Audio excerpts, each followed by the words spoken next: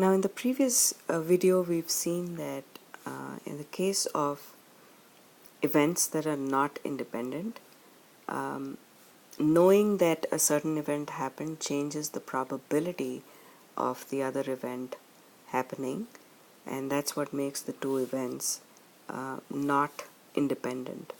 So let's look at problem 3. We'll look at examples of conditional probabilities. Let's say we're trying to figure out the probability that a randomly selected student will get an A. That's the event. Student gets A. Given that, so there is a condition and we know that the student does study.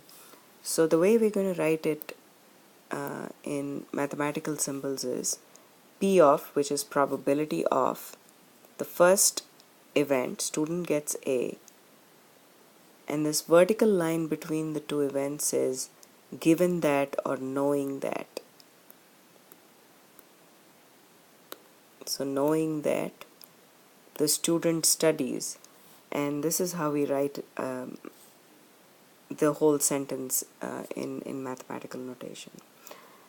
So let's look at another example. The probability that a student, randomly selected student, will get an A. So student gets A is the event.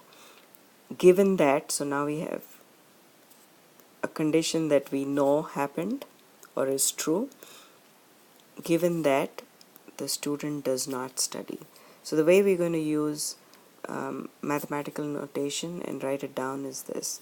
So P stands for probability of, the parenthesis says of, student gets A, that's our first event. This vertical line in the middle says knowing that or given that student does not study. So that's how we write down the probabilities. Remember that probabilities are measurements of chance of a certain event happening. So let's compare the two numbers, which are the probabilities. So the probability that a student gets A given that the student studies, and the probability that student gets an A given that the student does not study. Now clearly the probability of the student that studies, that you know studies, is greater than the probability that the student gets an A and when you know that the student does not study.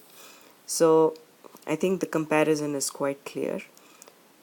The probability of a student getting an A is less than, in general, a student getting an A is less than the probability that student gets an A given that the student studies.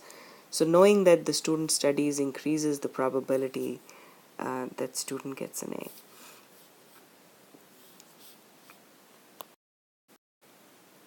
If we have two events A and B, okay, so the two events are A and B, and we know for sure that the two events are completely independent events.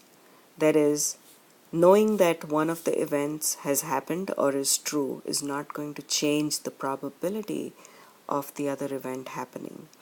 So let's look at the two probabilities and knowing that A and B are independent events. Probability of A is a number. And now I'm going to say, what's the probability of A given that B happened? Now think about this condition. If you know that B happened, will it change the probability of A?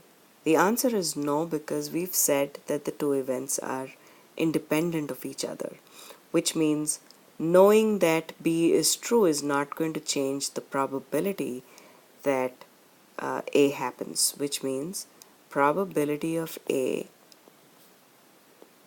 is the same as probability of A given that B happened.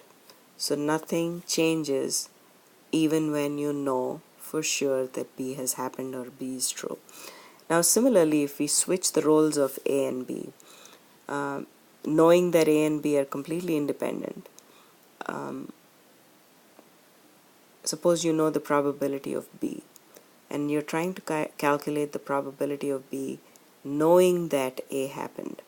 Now knowing that A happened is not going to change the calculation of probability of B, because A and B are completely independent of each other. So the two would have to be equal. So the given condition basically doesn't make a difference. So P of B is equal to P of B given that A happened, because this given condition doesn't make a difference. Even if I didn't know that part, my answer would still be the same.